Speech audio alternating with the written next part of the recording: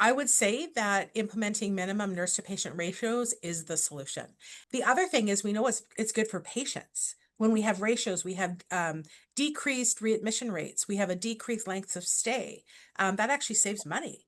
There's a decrease in nurse vacancies, which means that there's a decrease in turnover, the need to orientate new staff. All of those create savings in the system.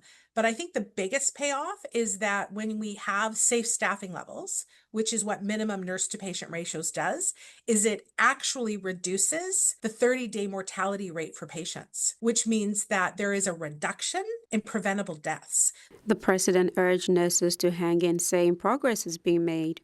Number of surveys that we've done, 35 to 40% of our members at any given time are considering leaving the profession, and some admit to making an active plan.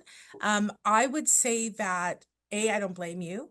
I want to say thank you for your service, and I want to say that I do believe we have solutions. Are they coming fast enough? No, they're not.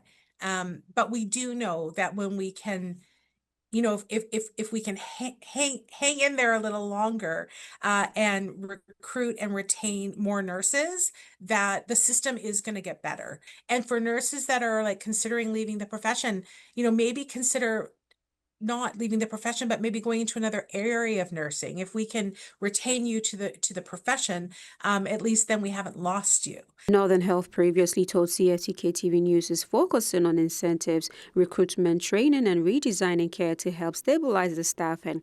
But the union says the time for action is now. In terms of government, I want to say wake up.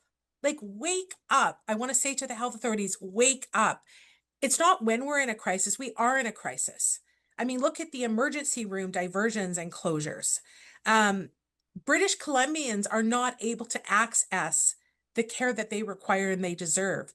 And I want to say that it is profoundly impactful in more rural and remote communities because there just isn't other options. And so I don't know what everyone's waiting for. We need to address the violence. We need to implement minimum nurse to patient ratios. We need to treat nurses with respect and value them for what they bring to the healthcare system. And I don't know what we're waiting for. The time to act is now. CFTK-TV News, Helen Asante.